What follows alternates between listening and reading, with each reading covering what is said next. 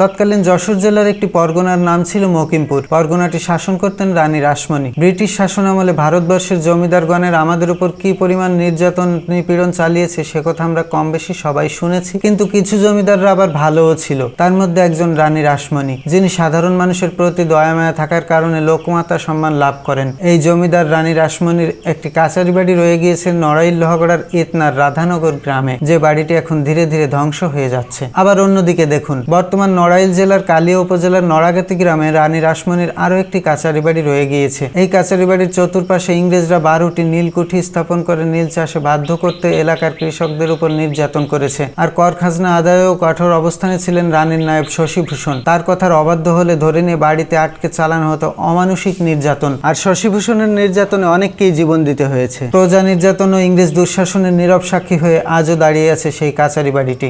ভিডিওটি দেখার জন্য অসংখ্য ধন্যবাদ।